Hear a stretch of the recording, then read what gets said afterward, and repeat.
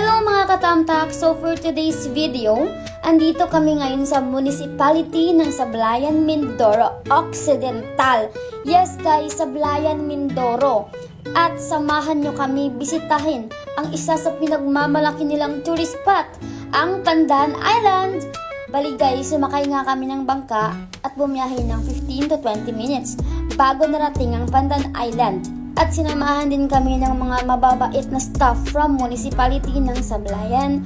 At gaya nga ng sabi nila, sobrang ganda nga talaga ng islang ito guys. Malaburakay ang white sand, very refreshing, mala Instagramang view. At dahil nga tabing dagat, may mga fresh na isda talaga, kagaya na lang ng malaking tuna na ito. Napatingin nga ako guys at sabi ko, kuya, magkasing kilo nga lang kami ng isda na yan.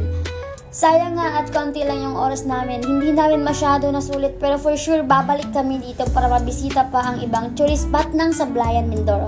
Matapos nga kaming mag-ikot-ikot ay umuwi na din kami. Maraming salamat, iba ka talaga Sablayan.